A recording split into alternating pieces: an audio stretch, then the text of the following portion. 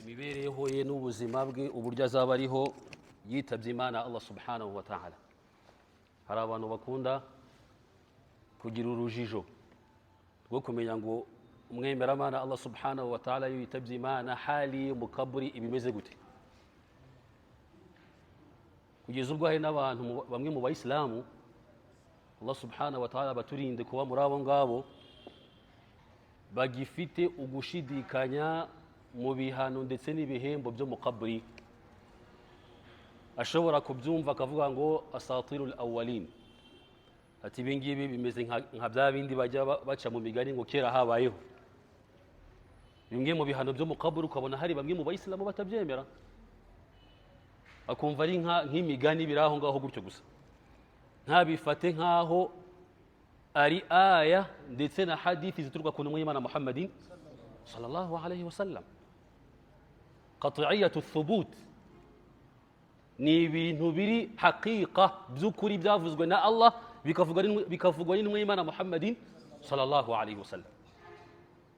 Ushobora kwisanga ubaye mu babihakanye byagutwara mu buhakanyi bikagutwara mu bukafiri, guhakana ibihano, guhakana azabul qabr bishobora kugutwara mu buhakanyi, kuko ubuhakanye ibyavuzwe na Allah byavuzwe n'intumwa y'Imana Muhammadin sallallahu alayhi wasallam. Azabul qabr haqq, ibihano byo mu kaburi ni ukuri bayisilamu, ndetse n'ubundi buzima bukomeza kuzageza kwizuka, ibarura, abantu kwinjira mu ijuru n'abandi kujya mu muriro wa jahannam. Allah subhanahu wa ta'ala uturinde. Ibi biri mu bintu mu bantu barwanya ubuyisilamu ariko b'abayisilamu. Buri ubuyisilamu bufite abanzi babiri, hari abanzi bo hanze kharij, hakaba n'abanzi dakhil bari mu ndani. Umuntu akiga ubuyisilamu akabusobanukirwa ariko yarangiza akanaburwanya, yarasobanukiwe na aya na hadithi, ndetse akaba yanatera n'urujijo bamwe mu bemeramana Allah subhanahu wa ta'ala, zimwe muri aya za Allah subhanahu wa ta'ala agashaka kuzisobanura uko ashaka, agasobanura hadithi uko ashaka, rimwe na rimwe akaba yahakana na hadithi zivuga ibihano byo mu kaburi. Wakumva ari umuntu usobanukiwe ukavuga ati subhanallah, wabona koko ibintu binatari byo. Sasa ni inzira mu bantu barwanya ubuyisilamu bakoresha kugira ngo abayisilamu babashyiremo shaka. Nuvuga ngo nituramuka tubayeho tutemera ibihano byo mu kaburi, nitwemera ibarura, nitwemera ijuru, nitwemera umuriro, nta hantu twaba dutandukaniye n'abaki almulhidun, abantu batemera Imana Allah subhanahu wa ta'ala. Kuko iyo umuntu yemera Allah subhanahu wa ta'ala aba yemera ko azahura na Allah, azamuhemba kandi akagira ute, akanamuhana mu gihe yagize ute, yigometse ko Allah subhanahu wa ta'ala. Hasa izi nyigisho ni izituma abantu bakavuga ati Allah nta uriho, n'ibyo bihano nta bihari, n'iryo juru ntaryo, n'uwo muriro ntawo. Nta mpamvu yo gukora ibyiza, nta n'impamvu yo kwirinda ibibi. Umuntu akabaho nk'inyamaswa hano ku isi, akumva ko kwica ntacyo bitwaye mu gihe arushije undi imbaraga, mu gihe hari n'ibyo amukeneye akarya zulma, agakora n'ibibi byose, agasambana, nta hantu azahurira na Allah subhanahu wa ta'ala. Akareka gusari, ntawe uzamubaza gusara, akanga gutanga zaka, ntawe uzamubaza. Nuvuga ngo abantu dushobora kubona ko bino bintu byose ariko biri kudutwara ahantu hari hatari cyane, kuko biradutwara kutemera Imana Allah subhanahu wa ta'ala, kutemera ibihano bya Allah, kutemera n'ibihembo byande bya Mwenyezi Mungu subhanahu wa ta'ala. Dusabe Mwenyezi Mungu subhanahu wa ta'ala turinde kuba muri abo ngabo, Allahumma amin. Nkuko byaje muri hadithi aho intumwa y'Imana Muhammadin sallallahu alayhi wasallam igaragaza ithawabu n'ibihembo by'umuntu uzemera ibintu nk'ibi ngibi. Wa anna aljannata haqq, akemera ko ijuru rya Allah subhanahu wa ta'ala ari ukuri akarikorera. Uko igihe utazemera ko ijuru ari ukuri, nta mpamvu yo gukora ibyiza. Ibyiza ndabikorera iki se n'ubundi ko nta juru nta bihembo bihari? Umuntu akabaho gutyo gusa gukora ibyiza yumva ko ari ibintu bisanzwe. Hari abantu bashyiramo abandi bitekerezo bakuvuga ngo kugira neza ni ibintu biri muri kamere, wakagombye gukora neza n'ubundi nta hantu uzayibonera ibihembo byabyo. Ngemeramana ntabwo ari gutyo yakagombye kumera, wakagombye gukora neza uzi kuzanayihemberwa na Allah subhanahu wa ta'ala. Hal jazaa'ul ihsani illa al ihsan, ese hari ibihembo by'ibyiza uretse ko ari ibyiza ijuru rya Allah subhanahu wa ta'ala. apana kumva ko gukora ibyiza gusa ari ibintu biraho gusa tu ushatse wabikora ushatse ntabwo wabikora la gukora ibyiza ni itegeko rya Allah subhanahu wa ta'ala no gukora nabi byabujijwe na Allah subhanahu wa ta'ala ntabwo ari amahitamo abazungu niko bameze na mahitamo ushatse nasambana n'uburenganzira bwanjye freedom mfite uburenganzira bwo gusambana nta wambuza mfite uburenganzira bwo gukora ibyo nshaka ngewe mfite uburenganzira la nta burenganzira ufite bwo gukora ibyo ushaka hari tilka hududullah Qur'an ni kutubwira ngo izi nimbago za Allah subhanahu wa ta'ala fala ta'taduha muramenye ntimuzagira ute muzazirengere hari umupaka hari ibyo udashobora kurengera ku kiremwa muntu ntiwemeye kumuhuguza ntiwemeye kumwiba ntiwemeye kumwica ntiwemeye kumuvutsa ubuzima bwe tilka hududullah ni imipaka ya Allah subhanahu wa ta'ala fala ta'taduha ntabwo nemereye gusambana ngo mfite uburenganzira ngewe shahawa zambanye nyinshi santima ngomba gusambana nta burenganzira wakambujije abantu bari kwisanga bageze muri urwo rwego uburenganzira bw'umuntu kugeza ubwo akora ibyo ashaka we tw'abayisilamu nabo ari gutyo tubayeho dufite imipaka dufite aho tugomba gutangirira naho tugomba kugarukira aya zitubuza ubusambanyi zirahari muri Qur'an aya zitubuza kwica zirahari muri Qur'an ubusilamu bwuzuye n'ayo mategeko zitubuza kwiba zitubuza kugambana zitubuza dhulma zitubuza ibyaha byose aya Qur'ani hadithi ziruzuye muri Qur'an no gukora ibyiza nabyo ni amategeko ari muri Qur'an ya Mwenyezi Mungu Subhanahu wa Ta'ala na hadithi y'Imana Muhammadin sallallahu alayhi wasallam ibyo ngibyo y'abantu babigiyemo cyane bigeraho ugasanga umuntu atangiye kuvuga ngo mfite n'uburenganzira bwo kuba nanakurira n'inyamaswa n'ihene n'iyanjye urambuza kuyurira kubera iki ugasanga abantu batangiye ugasanga umuntu atangiye no kurira inyamaswa n'inka atunze wowe uraza kumbuza wowe ariko mu Buislamu harimo amategeko uramutse buriye itungo ibihano kwa Allah subhanahu wa ta'ala yabo wabikoze n'iryo tungo rifite hukumu ryakoreweho icyo kintu biraza bikazamuka kugeza ubwo umuntu avuga ngo mfite n'uburenganzira bwo kuba nabana n'uwo duhuje ibitsina n'uburenganzira bwanjye ngewe ntabwo wambuza Hasani yakundanye na Hussein ni uburenganzira bwe bwo gukunda Hussein ukajya gusanga abantu bagiye kurengera imipaka muri ubwo buryo kubera kwiha ibyo Allah subhanahu wa ta'ala atabahaye kwiha uburenganzira ugasanga bagiye kurengera imbago za Allah subhanahu wa ta'ala ariko umwemeramana Allah subhanahu wa ta'ala ntabwo ari gutyo ntabwo ari gutyo iyo yemera umuriro rero umwemeramana Allah subhanahu wa ta'ala wa anna aljannata haqqan kemera kwijura ari ukuri wan naru haqqan akemera ko n'umuriro ari ukuri kuri wa wundi uzakora ibyaha ko azahanwa akazashyirwa muri jahannam aramutse apfuye adakoze tawuba wallahi nta hantu uzahungira jahannam nta hantu ushobora kuzakwepera ibihano bya Allah subhanahu wa ta'ala warasambanye ntiwakora tawuba upfana ubwo busambanyi uzabihanirwa yawmul qiyama warishe ntiwabikorera tawuba uzahura na Allah subhanahu wa ta'ala wariye dhulma urinda utayikorera tawuba yawmul qiyama uzahura na Allah subhanahu wa ta'ala lazima nta hantu uzakwepera ibihano bya Mwenyezi Mungu subhanahu wa ta'ala Allahumma keretse nibisanga uri muri babandi batemera ibihano ko bihari keretse nibisanga uri muri babandi batemera kwijuru rya Allah subhanahu wa ta'ala rihari gukora ibyiza ntabwo ari uburenganzira bwawe yabara ngo ni uburenganzira bwo gufasha abakene ngo nshatse ntabwo la mukuri kwawe we mukire harimo ukuri kwaba mu mitungo yawe harimo ukuri kwabande kw'abakene nta mahitamo ufite nta mahitamo ngo ugende bikora mbishaka Allah niko yabigennye lisaili wal mahrum haqqu ma'lum mu mitungo yanyu harimo ukuri kuzwi lisaili wal mahrum kuri babandi basabiriza na babandi badafite ubushobozi abakene abatishoboye imfubyi uko niko Allah subhanahu wa ta'ala yabipanze kugira ngo abantu babashe kubana neza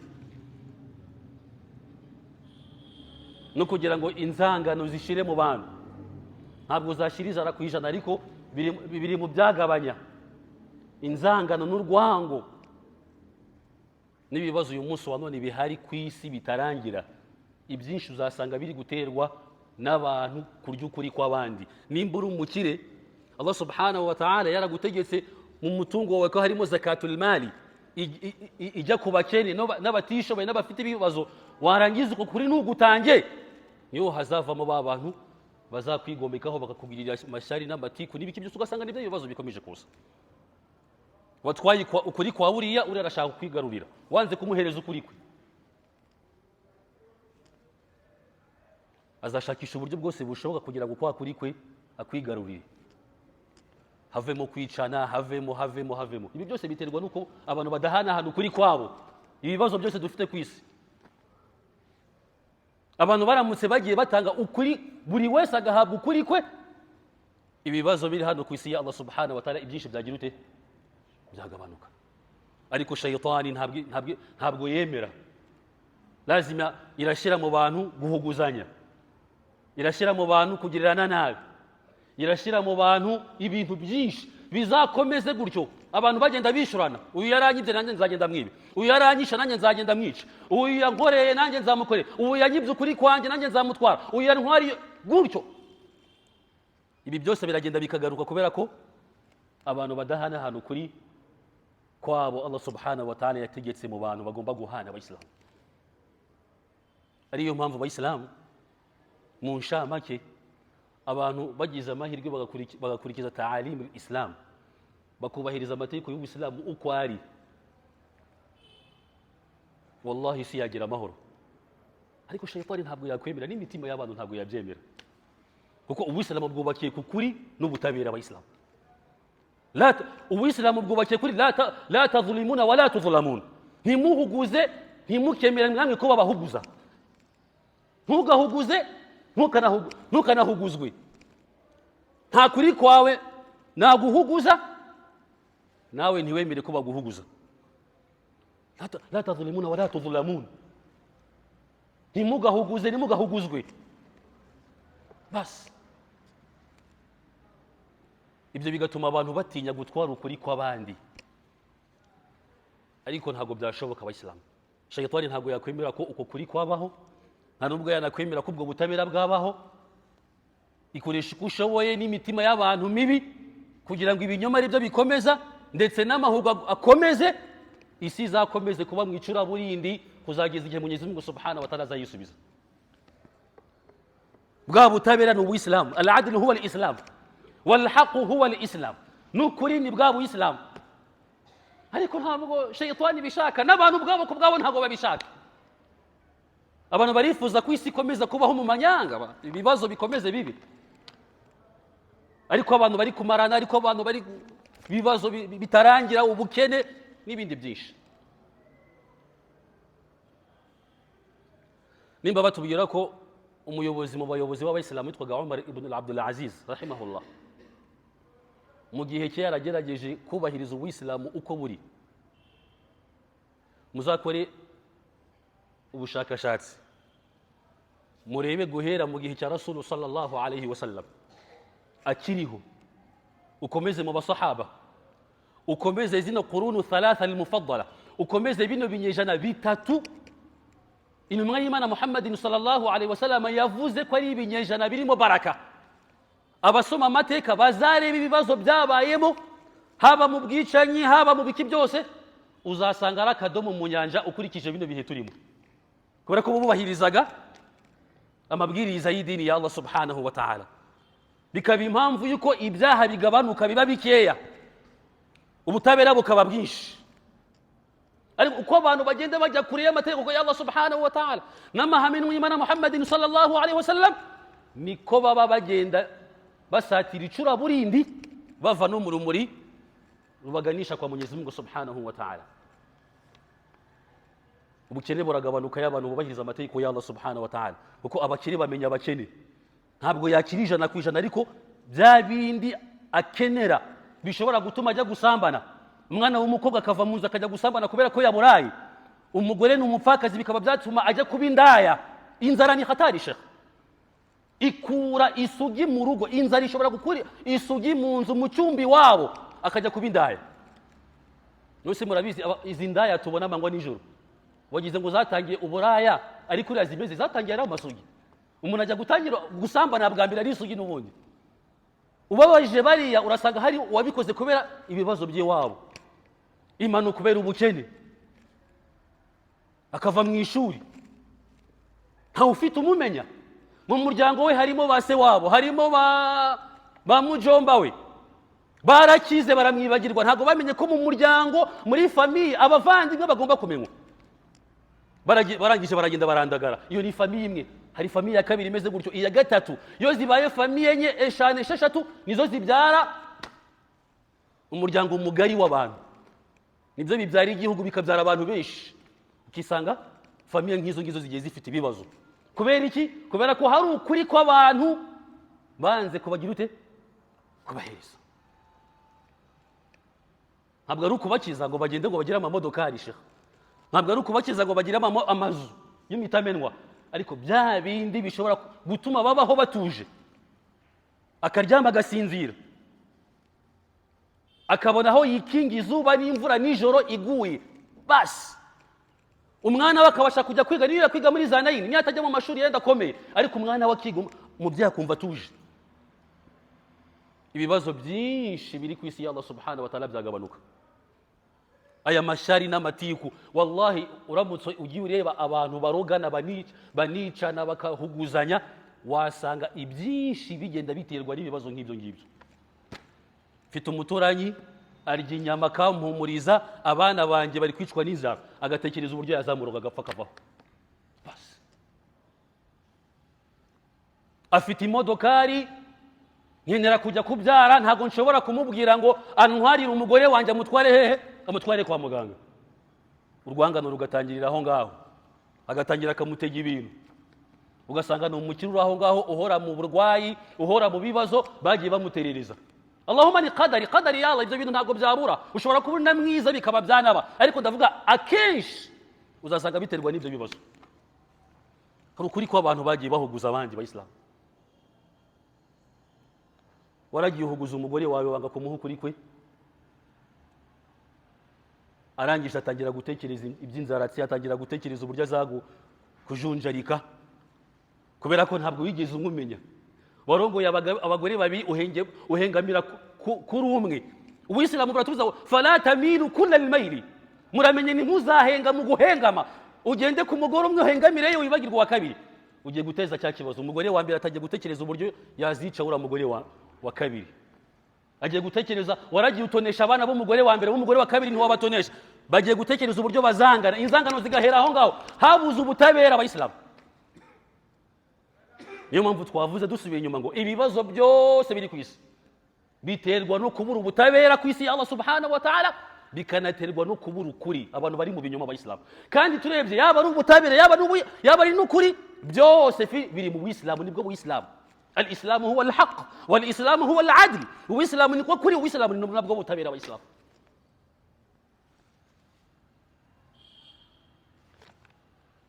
Ibibazo byatewe n'iki? Twashatse gushyira ibintu ku kuri, abangaba barabyanga, ibibazo biraza. Basi ibibazo bigatangira, ababanza ukuri, abangaba barashaka ukuri. Twashatse gushyira ibintu ku murongo mu butabera, abangaba bashaka kuduhuguza, turabyanga, ibibazo biraza.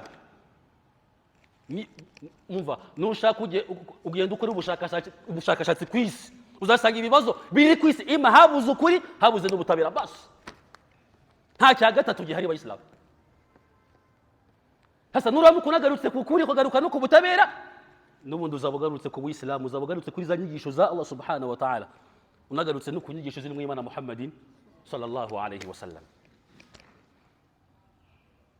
N'ibibazo byose uzagira mu buzima, haba ku giti cyawe, haba ni wawe mu rugo, uzaba wabuze ibintu bibiri. Imwe uzaba wiburiyeho ukuri wowe, ibibazo bizakugeraho wowe. Ima wiyimye ukuri wowe, urangije uribeshya, bimana ujya mu byaha wiyimye ukuri wari gukora ibyiza ukareka ibibi, urangije uribeshya ujya mu kinyoma, wanga ukuri, ibyo bibazo biraza. Cyangwa se urihuguza, wanga ubutabera bw'idini ya Allah subhanahu wa ta'ala, wisanga mu bibazo. Yaba ari wowe, yaba ni wowe mu rugo, ibibazo byose bizaza bizaterwa ima habaye ibinyoma, habaye no kubura ubutabera. Ibibazo byose naho ngaho bituruka na gatatu abayisilamu.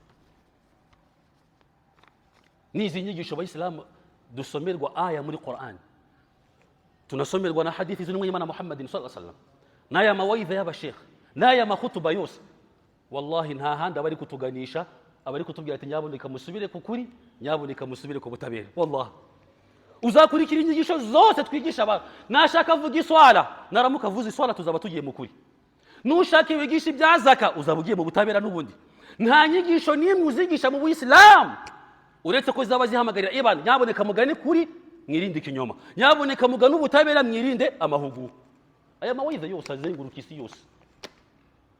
Nushake uve mu Islam uje no mu yandi madini, abasoma Bibiliya, abapasiteri benshi uzasanga imari kubwira bati nyaboneka mugane ukuri, nyaboneka mwirinde ki, mwirinde amahugu. Basanga nicyo kintu duhuriyeho n'andi madini yose, kuko nizo nyigisho za Allah zaturutse kwa Allah subhanahu wa ta'ala, nazo nyigisho zaturutse ku ntumwa y'Imana Muhammadin sallallahu alayhi wa sallam. Dusabe Mwenyezi Mungu subhanahu wa ta'ala duhe gusobanukirwa bino bintu Bayisilamu. Ni ibintu byoroshye kubyumva ariko bikomeye cyane Bayisilamu, kugaruka ku kuri no kugaruka ku biki, ku butabera, tukirinda ibinyoma aho biva bikagera, kuko nibyo biduteza ibibazo. Twarangiza tukirinda n'amahugu ayari yo yose, kuko niyo dutera ibibazo, tukagana mu kuri ndetse no mu butabera, ubundi tukabona baraka na khairi nituze biturutse kwa Mwenyezi Mungu subhanahu wa ta'ala. Allahumma amin. Aho twatangiriye Bayisilamu, uzasanga rero hari abantu badashaka ko abantu izi nyigisho nk'izi ngizi zo kwigisha abantu ukuri n'ubutabera ko abantu bazimenya. Ntabwo dushaka kuba tumenya ko hari ibihano byo mu kaburi. Basi nutamenya ko hari ibintu byo mu kaburi, ubwo bimana uzitwara uko ushaka. Nutemera ko hari ibarura kwa Mwenyezi Mungu subhanahu wa ta'ala, hari ijuru hari n'umuriro, uzitwara uko ushaka, uzabaho uko ushaka, uzakora ibyo ushaka. Uzanarebe na hano ku isi, kubera amategeko ahari hari uguhana, bituma hari uburyo abantu bitwararika. Nimba iyi si igizwe n'abantu, n'amategeko yaya menshi akaba ari ay'abantu, yarabonye ko umuntu adashobora kujya ku murongo mpaka hagiyeho amategeko, hagiyeho n'ibihano kugira ngo ajye ku murongo, bite Mwenyezi Mungu subhanahu wa ta'ala waturemye Bayisilamu? Ntabwo byashoboka. Ntabwo abantu babaho hatari ibihano, ntabwo byashoboka shekhe. Ubu tuvuge ngo abantu turabizeye, dukureho polisi n'amaferuje tuyakureho, ngo abantu turabizeye ngo bazatwara imodoka ari neza, ngo nta mpanuka zizagira, na polisi iri mu muhanda n'amaferuje arahari, ariko n'impanuka n'ubundi ziracyagira ute? N'impanuka ziracyagira ute? Ziracyahari. Bite noneho ibyo bidahari byagenda gute? Subhanallah. Rundi urugero ruto twakagombye gufata hano ku isi Bayisilamu, na za gereza zihari n'ibihano kuwishe, imyaka bagufunga wanyweye urumogi, ariko na n'ubu urumogi ruracyanywebwa Bayisilamu, n'abantu barakicana, gereza ziracyuzuye Bayisilamu, baracyatwaramo abantu n'ibyo bihano kuba binahari.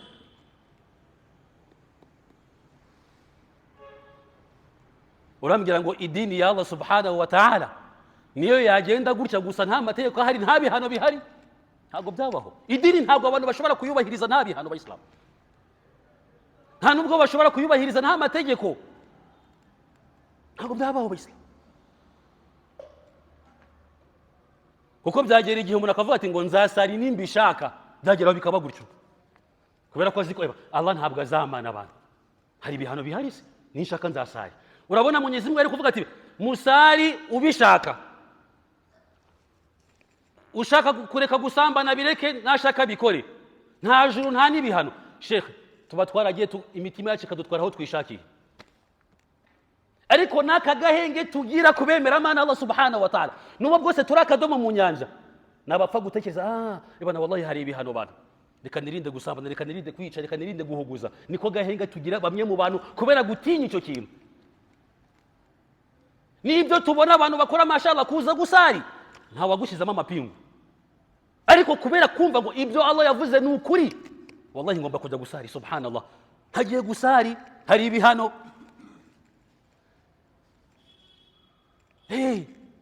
Ntabwo Ubuyisilamu bwari kugenda iyo hatazi kuba ngo hari ibihembo hari n'ibihano.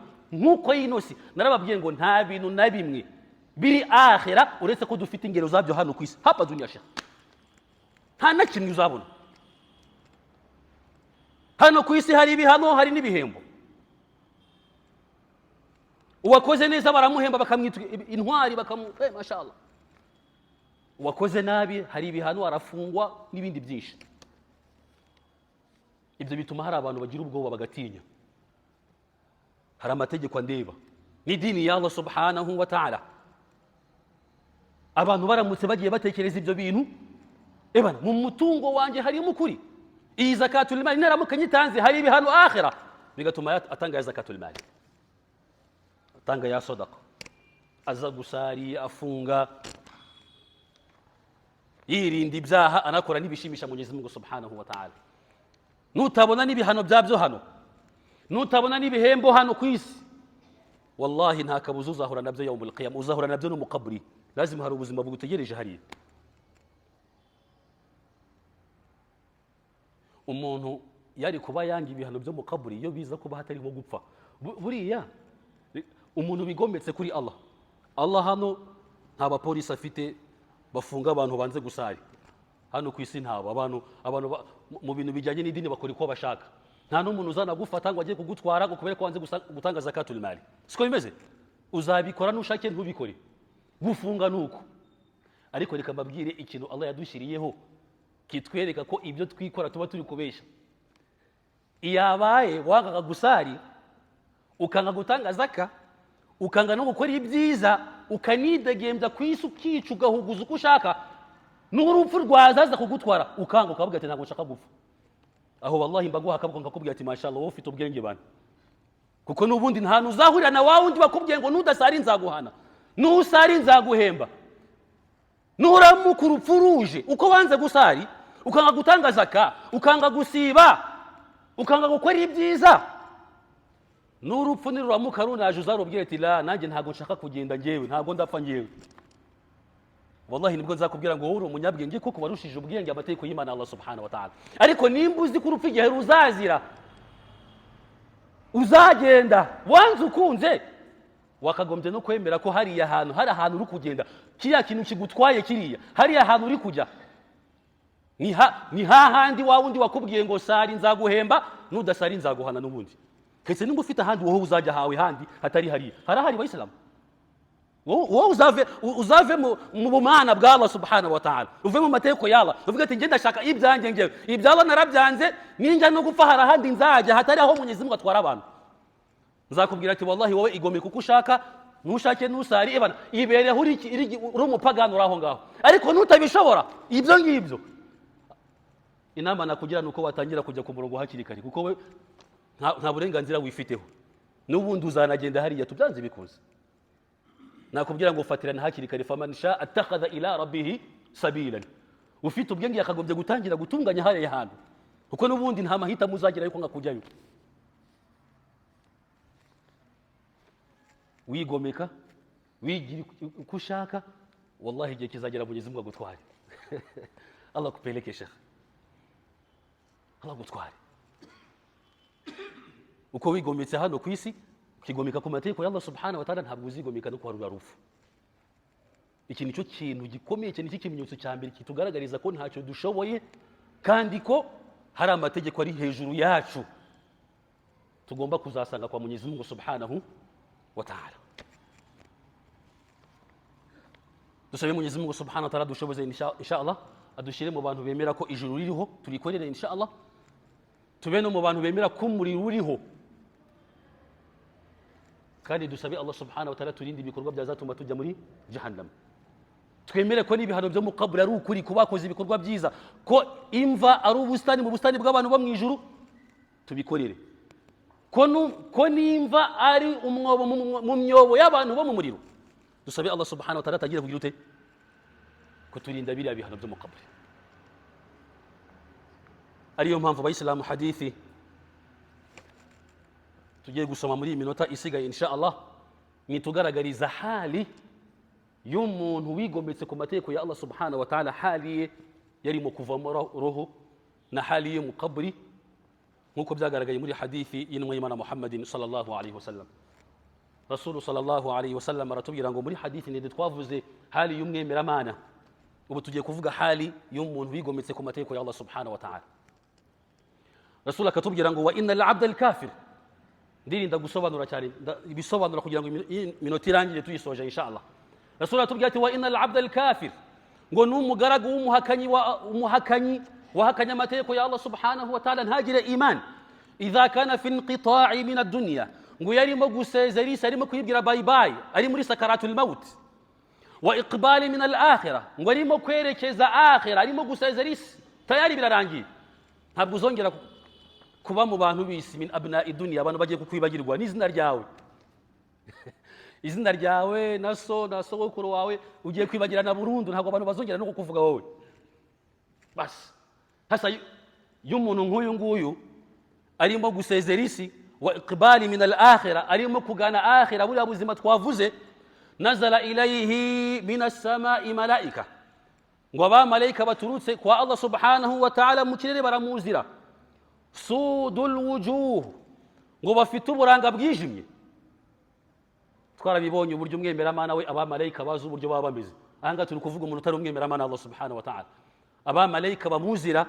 Intumwa y'Imana iratubwira ngo sudul wujuh, ngo baba bafite uburanga bwijimye bw'umukara, ma'ahumul masuh, ngo bafite isanda ihanda cyane ikomeye. Twabonye umwemeramana isanda baza bafite uburyo bayoroshye masha Allah,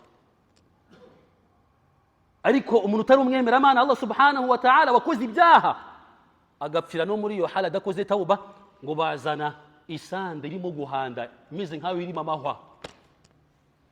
Allahu akbar. Fayajlisuna minhu mad al-basar, ngo barangiza bakicara aho amaso ye agarukira arimo kureba. Thumma yaji'u malakul maut, ngo malakul maut yarangiza kamuzira, hatta yajlisu 'inda ra'si, ngo malakul maut yarangiza kamwicara ku mutwe we, hano ku mutwe handi umuntu abaryamye. Uburyo bwose wapfa mushobora kwibaza ngo wenda ibingibi biba ku muntu gusa wapfiriye ku gitanda. Shekhe, nushaka upfire mu mpanuka, nushaka upfire mu mazi, hali yose wapfamo, ibingibi turi kuvuga lazima bikubaho. Ntuzagira ngo ibingibi bibangwa nuko wabanje kurwara, abantu bakaza bakagusura, n'abamalayika ngo bakabona kuza muri ubwo buryo. Abamalayika ni ibirimwe bya Allah subhanahu wa ta'ala bifite ubuhanga burenze ubwacu abayisilamu, n'uburyo batugeraho n'uburyo twapfamo bwose. Hari umuntu ushobora kwibaza ngo malakul maut nimba ari umwe, ni gute ashobora gukuramo roho z'abantu ku isi yose, abantu bashobora kuba bapfuye? Ubu none hano mu Rwanda ngo tuzi ngo muri iyi saha, muri uyu munota hamaze gupfa abantu bangahe, kandi impfu zigiye zitandukanye. Uyu ni impanuka, uyu yararwaye, uyu yaragize gute, ukambira ngo abo bose malakul maut abageraho gute? La ilaha illa Allah, Allahu akbar. Ni bigaragaza ubuhambare n'ubukuru bwa Allah subhanahu wa ta'ala. Aha ni mu Rwanda gusa, ntuvuze muri Kongo, ntuvuze muri Uganda, ntuvuze Kenya, ntuvuze isi yose. Aba bose ni gute malakul maut agira ute abakusanya? Ariko nabahaye urugero rumwe mu bwenge bwanjye bushiriritse abayisilamu, ndababwira ngo nimba tugeze mu iterambere uyu munsi wa none, umuntu ashobora kuba yakwandika message yarangiza akayohereza ku bantu 1000 cyarimwe, gukanda gusa pa message imwe gusa ikabigeze ku bantu bangahe? 1000, kandi bari ku isi yose. Fa kuba gusa afite ukuntu yabapanze gusa, umwe ari muri Amerika, undi ari mu Bushinwa, undi ari mu Bwongereza, undi ari hehe, nawe uri hano mu Rwanda wibereye n'ikanembwe gusa, ufite telefone yawe pa abantu ukabashyira ku murongo ukohereza rimwe gusa, bose zikabagiraho umunota umwe ako kanya, upfa kugira gutya ngo pa bose, n'uri muri Amerika no muri Canada n'uwahe, bose message zikabagiriraho rimwe, zoherejwe n'umuntu. Nimba abazungu batugejeje kuri iryo terambere nk'iryo ngito turirebesha amaso, biti iterambere rya Allah subhanahu wa ta'ala, gute bakumva bigutangaje ngo malakul maut n'umwe ariko ashobora gukuramo roho z'abantu miliyoni cyarimwe mu munota umwe? Ibintu bishoboka, wa kana thalika ala Allah yasir. Ibyo ngibyo ko Allah subhanahu wa ta'ala bigize ute biroroshye abayisilamu. Hasa malakul maut yarangiza akamwicara ku mutwe, fayaqul, yarangiza akabwira uno mugaragu urimo kuvamo roho utarasengaga, upfanye ibyaha nta tauba, akamubwira ati ya ayyatuha nafsul khabitha, ngo yewe roho mbi. Allah, twabonye umwemeramana uburyo abamarayika baba bari kumuhamagara, yewe roho nziza, ya ayyatuha nafsu tayyiba, yewe roho nziza. Ariko uyu nguyu ari umuntu mubi upfanye ibyaha atarakoze tauba, baramubwira ati ya ayyatuha nafsul khabitha, ngo yewe roho mbi ukhruji ngo sohoka ila sakhatin min Allah ngo usohoke uri kugana mu burakari bwa Allah subhanahu wa ta'ala wa ghadabin uburakari bwa Allah subhanahu wa ta'ala sohoka ujya mu mujinya wa Mwenyezi Mungu subhanahu wa ta'ala mu gihe umwemeramana Allah subhanahu wa ta'ala abamalika bari kumubwira ati ngo sohoka ujye mu mpuhwe za Allah ujye muri baraka za Allah subhanahu wa ta'ala ujye muri khairi za Mwenyezi Mungu subhanahu wa ta'ala ariko yari umuntu mubi baramubwira ati ukhruji ila sakhatin min Allah jya mu burakari bwa Allah subhanahu wa ta'ala jya mu bihano bya Mwenyezi Mungu subhanahu wa ta'ala hadithi iratubwira ngo fatafruqu fi jasadihi ngo iroho ikamushwanyukiramo mu mubiri Allah fayantazi'uha ngo malaika yarangiza akayimushwanyagurizamo akayimukuramo wakunda ushobora gukora ikintu gishikanuza n'imbaraga cyane kama yuntaza'u safudu min as-sufi al-mablul Rasul sallallahu alaihi wasallam yatugereranyije uburyo iroho bayikuramo n'imbaraga nk'uburyo wafata icyuma gifite utuntu tw'udusongero tuntu tw'udushito twigoronzoye gutya warangiza ukaduseseka mu maki mu bwoya bw'iki bw'intama yanyagiwe cya cyuma kigafata sawa sawa warangiza ukagenda uri gukurura gutya subhanallah uburyo wakumva yibabaye uburyo wakumva bigize ute bibabaje cyangwa se uburyo umuntu yashikanuza umusatsi wawe agenda ari kuwupfura urimo kumva abayisilamu cyangwa se ubwanwa umuntu akabufata akagenda ari kubushikanuza gutya urimo kumva abayisilamu cyangwa se umusatsi ngo ni nako roho y'uwo muntu mubi ibi sheikh gutya ni urugero Rasulu kubivuga gutya ni ukugira ngo tubashe kubona isura ariko birenze ibyo ngibyo abayisilamu uburyo babara n'uburyo bamushikanuzamo roho gutya ni ibisobanuro ariko ubabare nyabwo uri kuvamo iyo roho niwo bwumva uburyo baba bumeze abayisilamu Mwenyezi Mungu subhanahu wa ta'ala biturinde Allahumma amin Rasul sallallahu alaihi wasallam atubwiye ati fa ya'khudha ngo bamarayika barangiza bamaze gukura iyo roho muri ubwo buryo babaje gutyo ngo barangiza bakayifata fa idha akhadhaha ngo barangiza kuyifata lam yad'uha ngo ntabwo bigera ntabwo bayiha umwanya mu kaboko kabo subhanallah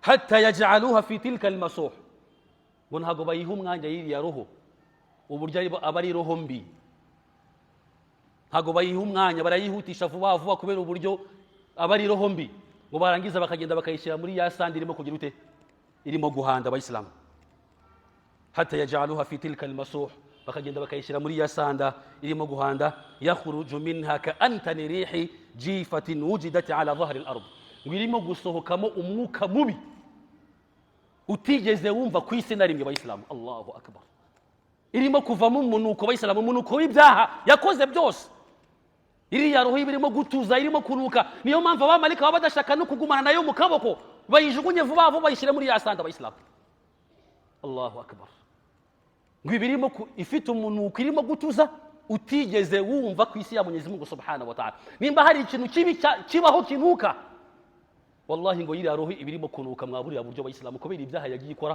kubera ko ifite arigeze ikora tauba kwa Mwenyezi Mungu subhanahu wa ta'ala fayasaduna biha ngo barangiza ngo bakayizamura iyi roho fala yamuruna biha ala malakin ngo muri cyajya abamarayika bari kuyizamura bari kuyitwara hejuru ngo ntabwo banyura ku mumarayika mu bamarayika illa qalu ngo uretse ko bababwira ngo ma hadha ar-ruh al-khabith ngo iroho ni yande irimo kunuka iroho mbi ni yande Allahu akbar baba bari kumva ikirere cyanutse kubera iyo roho bari kuzamura abamarayika fayaqulun barangiza bakabasubiza abana bamarayika bavuga ati fulanun ibn fulan ngo ni runaka mwene runaka bi aqbahi asma'ihi allati kana yusamma biha fi dunya ngo bakamuvuga mu mazina mabi yitwaga hano ku isi umwicanyi ni cya cyicani dutwaye ni cya kinyamahugu dutwaye ni wa mugizi wa nabi dutwaye ngo bakamuvuga mu mazina mabi yose yari afite hano ku isi wa musambanyi no dutwaye wa muntu utari ufite imico myiza utarabanaga n'abantu neza bakamuvuga mu mazina mabi bamwitaga hano ku isi aya mazina abantu bakwita hano ku isi kuko abantu hari igihe bita umuntu bijyanye na sifa afite iyo ufite sifa mbi abantu baguha amazina yose sifa mbi yawe urangwa n'ubusambanyi ati wa musambanye bana wamaze abagore b'abandi n'abakobwa b'abandi, akaba ariyo sifa niryo zina ryawe. Uri umunyamahugo dore cy'inyamahugo ngikiriye, uri umwicanyi dore wamwicanyi. Ayo mazina bakwita hano ku isi mabi ni nayo abamarayika bagenda barimo kuvuga bari kukuzamura roho yawe, ngo ariko yari umuntu mwiza, ngo bamuvuga mu mazina meza bamwitaga hano ku isi, masha Allah haja alhamdulillah, masha Allah hafidh. Uriya muntu yari umugira neza, uriya muntu yaratangaga, uriya muntu yari afite imico myiza, uriya muntu yakundaga gusiba, uriya ibikorwa byiza abantu bakwitiriraho amazina hano ku isi, ni nayo mazina abamarayika bagenda bari kukuvuga, bari kuzamura roho yawe, bari kwitwara kwa Mwenyezi Mungu Subhanahu wa Ta'ala. Nitwebwe rero guhita mu bayisilamu ima ya mazina dufite mabi hano ku isi kubera ibikorwa byacu bibi dufite, ariyo tuzanazamukana n'abamarayika bari kutwita, cyangwa se duhitamo amazina meza kubera ibikorwa byacu byiza, kugira ngo niba bari kuzamura roho zacu bayisilamu bazagende barimo kuduswifu, bari kudutaka abamarayika kubera ibikorwa byacu byiza twari dufite. Mashallah, ntabwo yaburaga muri al-fajr muri jama. Allah yari umuntu wita ku bakene, ku bantu bafite ibibazo igihe cyose bayisilamu. Kambira ngo ni gute abamarayika babimenye, ni gute batabimenya kandi aribo babyandika se? Hari umuntu ushobora kuza abantu ngo nabikoze mwibanga, Sheikh wabikora mwibanga ugahisha abamarayika? Allah yatubwiye ati kiraman katibin, Allah afite abamarayika ya'lamuna ma taf'alun, ibyo mukora barabizi, byaba mwibanga byaba bwihishwa. Wa mukene wahaye wihishe, abamarayika barabyanditse. Wa murwayi wagiye gusura wihishe, wallahi barabibonye. Wa muturanyi wafashije ikibazo cye nijoro, wallahi barabibonaga. Kiraman katibina ya'lamuna ma taf'alun. Na bya bibi wakoraga wihishe, abamarayika barabibonye kandi barabyanditse. Ni nayo ya mazina bazagenda bari kuzamura, bari gutwara roho yawe bayisilamu. Allah subhanahu wa ta'ala tworohereze insha Allah. Hadithi iratubwira ati hatta yantahi biha ila sama'i dunya, ngo kugeza ubwo roho ye bayigejeje ku kirere cy'isi. Fayustaftahu lah, ngo abamarayika batwaye roho ye, ngo bagasaba abamarayika bacunze ikirere ko babafungurira kugira ngo ya roho ye bayinjize. Fala yuftahu lah, ngo barangiza ntibabafungurira, bakavuga ati uyu hatumufunguliye uyu nguyu wallahi nta kariba afite mu kirere cya Mwenyezi Mungu Subhanahu wa Ta'ala. Ayo mahirwe ni ya roho y'umwemeramana bahita bafungurira ko kanya kubera uburyo irimo guhumura. Ni gute uwo muntu uko wawujyana mu kirere cya Mwenyezi Mungu Subhanahu wa Ta'ala, ngo bakugeje iriya hejuru, abamarayika babwiye ati banamudufungurire tuzanye roho, bakavuga ati iyo roho irimo kunuka gutyo ifite ayo mazina mabi muyisubize ku isi. Thumma qara'a, ngo Rasul sallallahu alaihi wasallam arangije asomera abasahaba yino aya kugira ngo babyumve. Arababwira ngo ese ntago mwibuka aya Mwenyezi Mungu atubwira ati la tufattahu lahum abwabus sama wala yadkhuluna aljanna hatta yalija aljamalu fi sammi alkhiyat, ngo abantu babi nkabo ntabwo bazigera bafungurirwa ibirere bya Allah subhanahu wa ta'ala, wala yadkhuluna aljanna, nta nubwo bazigira binjira mu ijuru rya Allah subhanahu wa ta'ala, hatta yalija aljamalu fi sammi alkhiyat, ngo keretse ingamiya iramutse yinjiye mu mwenge w'iki w'urushinge, ngo nabo nibwo babona kwinjira mu ijuru. Ariko niba bitashoboka sasa, nabo ntabwo bashobora gufungurirwa imiryango y'ijuru rya Allah subhanahu wa ta'ala, nta nubwo bashobora no kwinjira mu ijuru rya Mwenyezi Mungu Subhanahu wa Ta'ala. Rasul abwira abasahabi iyo aya kugira ngo abereke ko bari abantu ntabwo bashobora gufungurirwa ijuru rya Allah, ibirere bya Allah nta nubwo bashobora no kubyinjiramo. La tufattahu lahum abwabu sama, ntabwo bazigera bafungurirwa ibirere bya Allah subhanahu wa ta'ala.